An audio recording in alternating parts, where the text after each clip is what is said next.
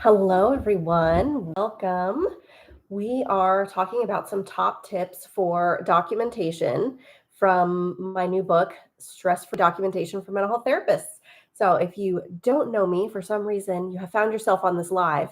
My name is Dr. Maelisa McCaffrey, founder of QA Prep and author of the new book, Stress Free Documentation for Mental Health Therapists. It's right there behind me. Today, I wanted to share with you a few things from the book because it just went live this week. And we're going to focus on two of the big points in the book, one from chapter 3, which is on medical necessity, and one from chapter 9, which is on dealing with common problems in progress notes.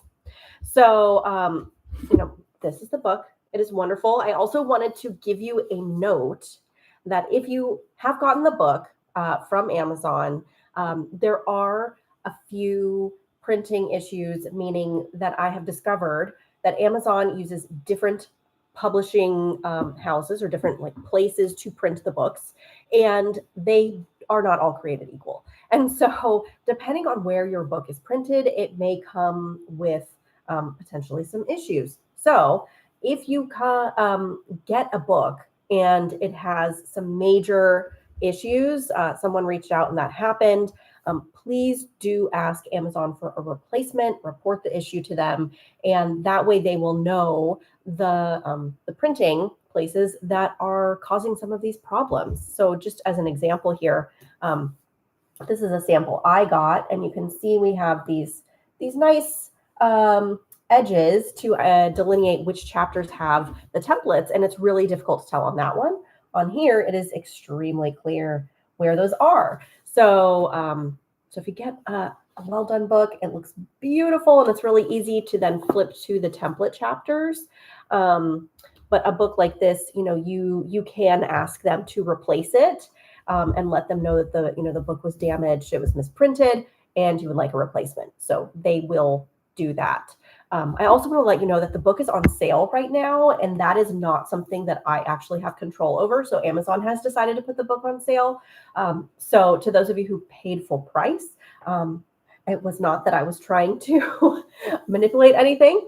It is a whole 5% off, so it's not a significant discount. But hey, if you're planning to purchase the book, take advantage of the sale, because since I have no control over when it starts, I also have no control over when it ends. And apparently that is very up in the air. It can happen anytime.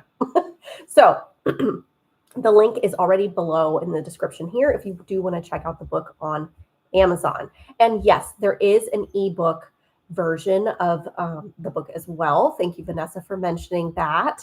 And can you print it from the app? I think you can, because you will get it. If you're able to print typically, then yes, you would be able to.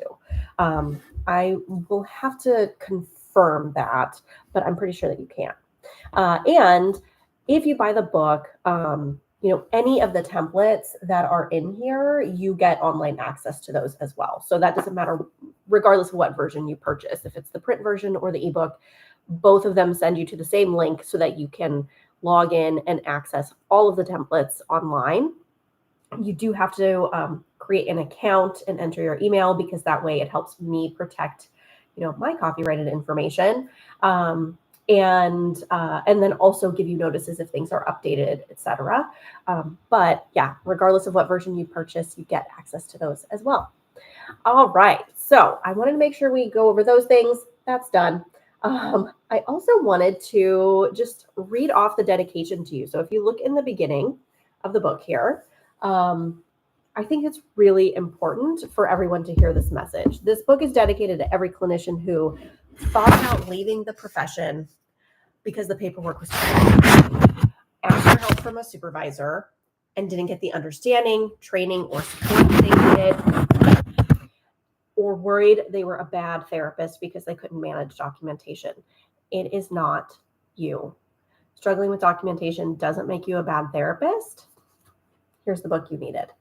So it was really important to me to write this so that there is something accessible to everyone in our profession to help you with your paperwork. And so I tried to cover all the things in as succinct a manner as possible so that it is still easy to digest as well. Okay, so that said, the book goes through essentially the life cycle of a client file.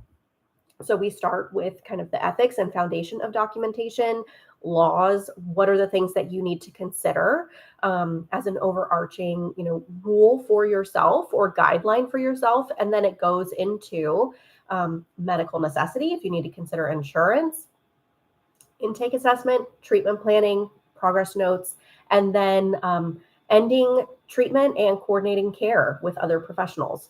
So that, in a nutshell, covers 99% of what we do anytime we meet with any client. And I do have specific examples for working with kids as well as for working with couples. Those I do anticipate creating future books that will be more focused on those two topics, as well as a future book that will be just for supervisors. But this is always going to be like the foundational book that will have all the things. So all of those pieces are in there. So what I wanted to talk to you about today was some of the major points from chapter 3 and from chapter 9.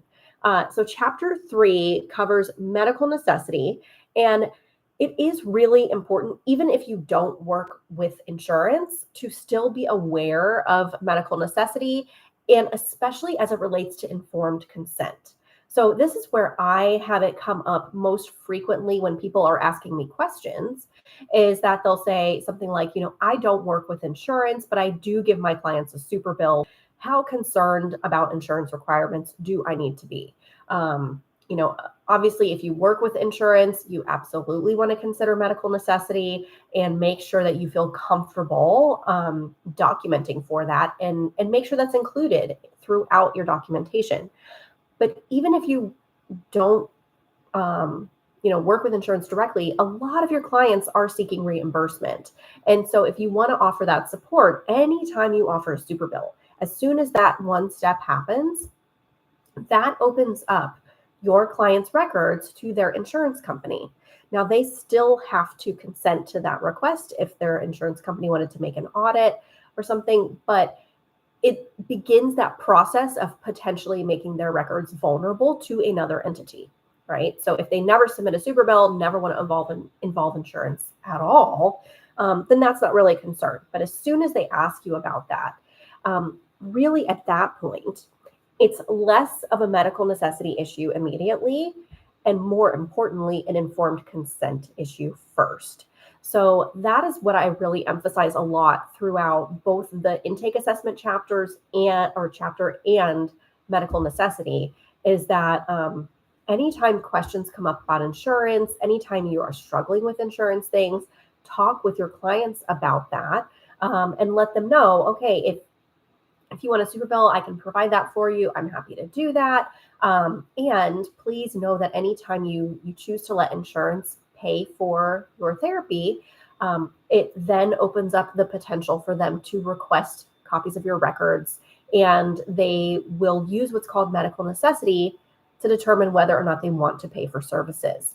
So you can always say, the nice thing about being out of network is you can kind of pass the buck a little bit, and you can say, it's up to you whether you would like to do that or not. I can't guarantee. I do recommend, if you're out of network, that you do say, I can't guarantee my documentation will meet your particular insurance company's medical necessity requirements.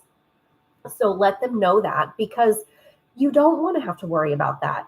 I do believe you can, use strategies in this book to make that much more likely that you will meet those criteria without needing to add a ton of work for yourself.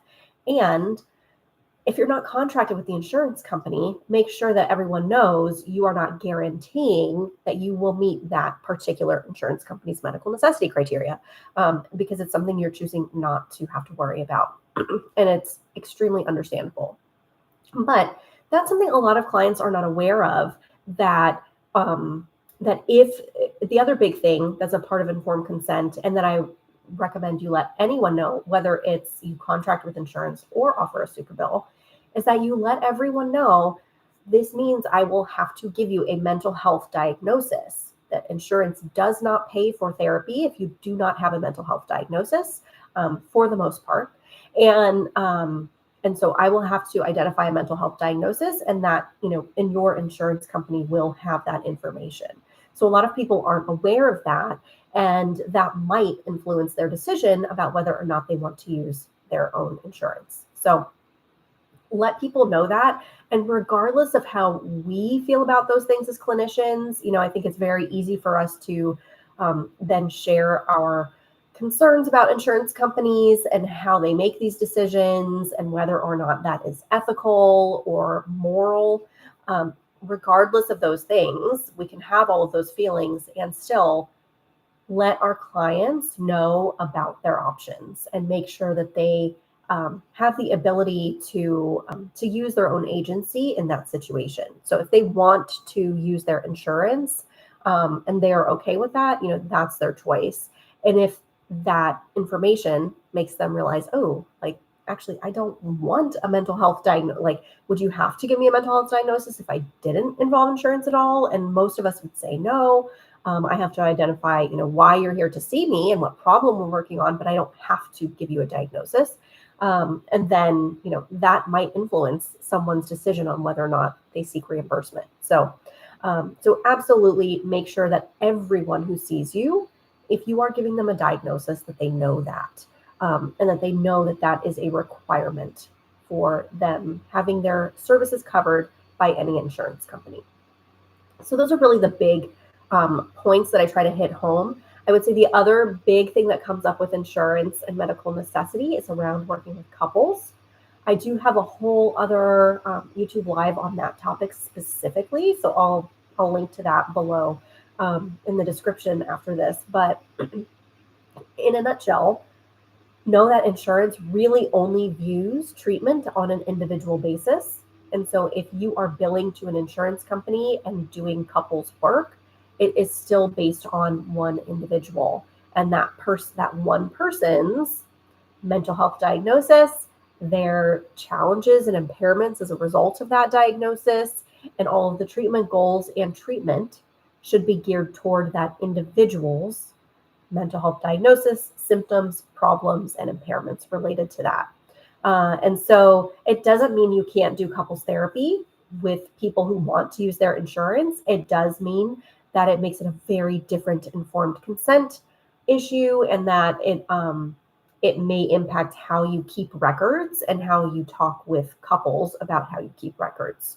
So we will do more. I know I don't have a lot of information on my YouTube channel about couples. So along with the AI series, starting that up again next month, that is on my radar for, giving you some more guidance about that. And I talk about that in the book, and specifically about like how to talk to couples about that, options for what to do. And, and I have, similar to the language about informing people about having a diagnosis, et cetera, with insurance, you get access to a full informed consent document, a consent for services form in this book. So it gives you the language to as a framework for talking with your clients about it, and then you can adapt it to what best fits you and your style, etc. All right, so that's chapter 3, and kind of like the big things that I want everyone to know and be aware of, because they are consistently questions, and they're things that seem easy on the surface, but once you dig in and actually start working with people, it's not black and white. It's not so clear cut, right? So the other thing is in chapter 9, and I will say from the feedback I've gotten about the book, chapter 9 is the one that is most frequently mentioned as the most helpful. And chapter 9 is about common problems with progress notes. So I go through what I call my quote framework here. And here's what the front of every chapter looks like. There's common problems with progress notes.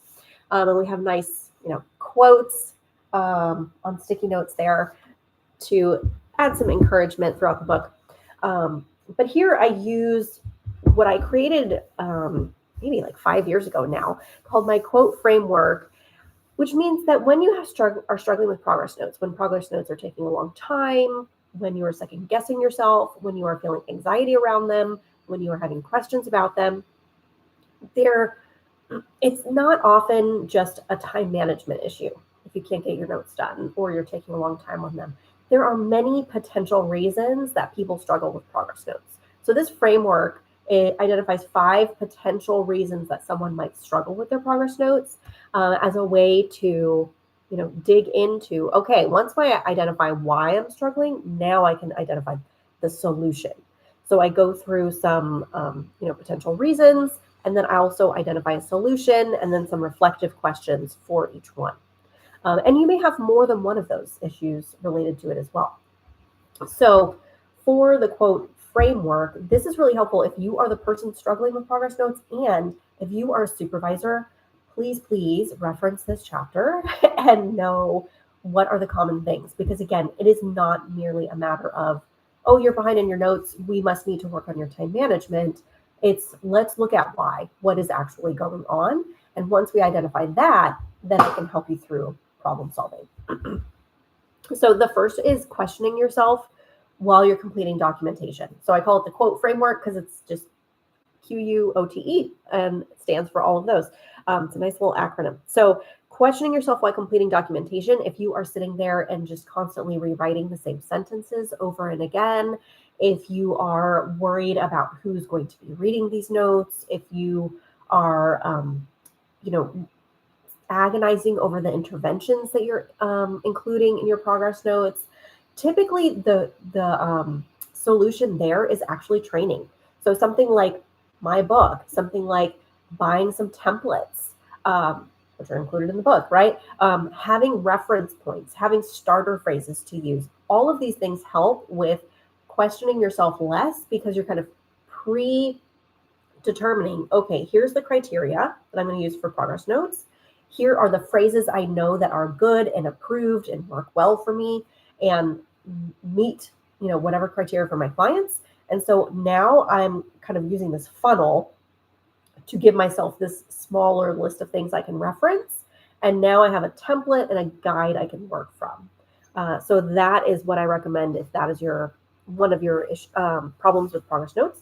The other is understanding what to include in notes and when. So a lot of people will sit and, again, just agonize over what goes in the note, rewrite the note, have a lot of information in the note. And this is very similar as far as the solution. And that is, getting some training and thinking through, what do I want to put in notes? One of the reflections for action that I have in the book is, when you sit down to write progress notes, what's the most confusing part? What keeps you from completing a progress note? So start with that information, with information related to those sections in chapter 8, because chapter 8 is literally, progress notes. So what goes in a note, what is the difference between psychotherapy and progress notes, etc. So once you identify, okay, actually most people I find struggle with certain sections of a progress note. It's not that they struggle with the entire thing. And so if you can narrow that down, then you can identify, okay, in the book, let me just jump straight to that section and go there and identify that and work through that problem first. The next letter for O is, in quote, is other people who read progress notes. So this is if you are the person who maybe you do take a long time and it's questioning what to put in the note, but it's less about the confidence around knowing what goes in notes and more about, I had a supervisor who said, write as little as possible so that nobody will understand what goes in your notes, so that nothing happens in court. And it's constantly worrying about if a client looks at their records, what is going to happen? What happens in an audit?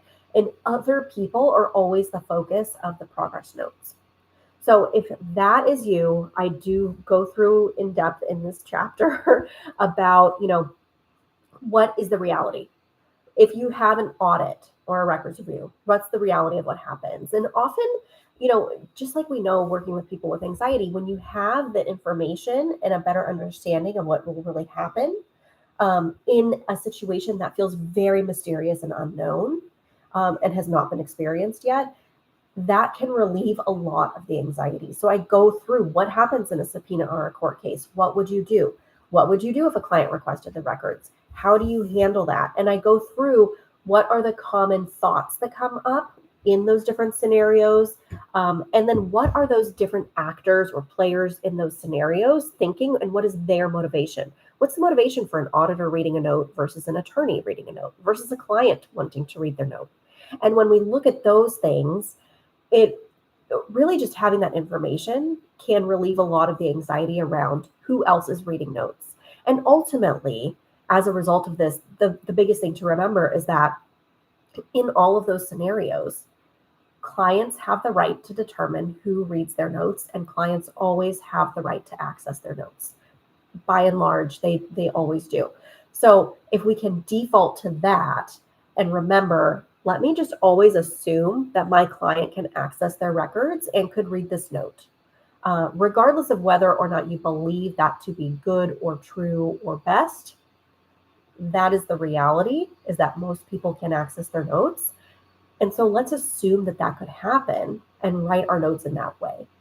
And doing that one thing and writing it more from the perspective of what would my client think really puts us in less of a fearful situation, and again connects us back to the relationship with the client, which is the key here, right? And that's the thing, that we don't want documentation to have any kind of negative impact on the relationship we have with people. And so if we can use that to improve it instead, that's the ideal.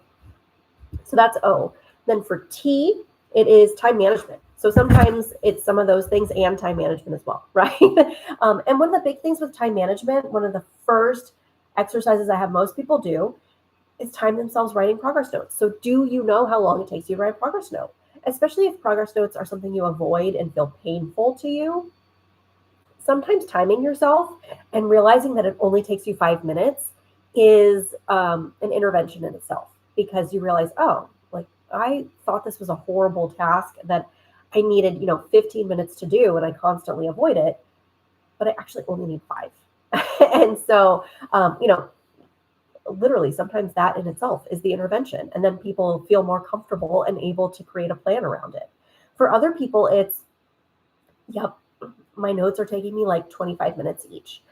And that is obviously not sustainable. If you have a large number of clients that you see, a 25-minute note is just not sustainable for each person. And that's not something we want you to focus your time on. So that is then looking at, okay, so why is that taking you 25 minutes? And it's usually one of those first 3 that we've already reviewed. But then another thing is looking at, are you even planning for your notes throughout your day? So do you have time in your schedule for progress notes? Because most therapists don't. They have admin time. And what happens during that admin time? You do everything except progress notes, because everything else feels more interesting and you're wanting to avoid the notes. So, I do review that it doesn't work for most people to do, like, see a client for 50 minutes, spend 10 minutes writing a note. See a client for 50 minutes, spend 10 minutes writing a note. If that is you, that's wonderful, but that's not most therapists. So if it's not you, it's not that there's something wrong with you. It's just a difficult way to work. And it's better to accept that reality and create a different plan than to try and constantly fit into that box and always feel like you're doing something wrong, something's wrong with you, and this isn't working. So I review some different time management strategies as well in the book. Lastly, for letter E, that's emotionally charged documentation and burnout. And the reality is that what we do is very difficult. It's very emotionally taxing. And sometimes we don't allow adequate time for that part of the job. And so, especially if you work with a lot of, with clients who are dealing with a lot of trauma, that impacts you. And we all know this, and we do learn about it and talk about it a little bit. What we don't talk about is how it can impact our documentation and the way that we reflect on clients, and potentially avoiding reflecting on different clients or on certain sessions. And so if you have a client that feels especially difficult and you're struggling with them, you might be avoiding their notes because the notes will also feel especially difficult and like a struggle. And it's more a reflection of the work that you're doing with that person than the note itself. Sometimes it's difficult to do the note because there was a lot of countertransference, and you were feeling very emotional about that session. That happens. That's normal. That's a part of the work that we do. And it can be easy to want to avoid writing that note because it helps you avoid having to revisit those feelings. So, this is in no way a judgment. This is a reality. Like, if you are a therapist and have not had any of those things happen, that would be uncommon. So this is a normal part of our work. And knowing that, it's important for us to plan ahead for that. What that means is that maybe you realize, yeah, I have a lot of really difficult clients and I have too many of these. Like, I like working with this type of intense trauma, and I cannot manage 15 clients with that level of intensity and get all of the documentation done related to that work. That might be the reality of that situation. And there's no shame in admitting that. It is much better to admit that and be able to stay on top of it and stay present with those people, and be on top of their documentation and help you to feel less stressed overall. Another thing might be that, a particular client is very, very difficult. And so that might mean something unrelated to documentation. It might mean that you need some consultation around this person or this particular group of clients because it has been a struggle for you and you're finding yourself avoiding the notes or avoiding other things with them.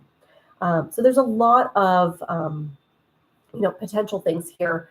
A lot of it has to do with self-care and making sure that you are not seeing too many clients, that you're not seeing too many very emotionally difficult to manage clients, and that that you have regular self-care practices as well. And I do in the book share a list of self-care practices based on a specific a specific set of research that talks about avoiding burnout and helping, and that really address burnout related to documentation very specifically. So the other thing in this chapter, this is like my favorite page in the whole book, is is this page here, which goes through what I call the catch-up cycle.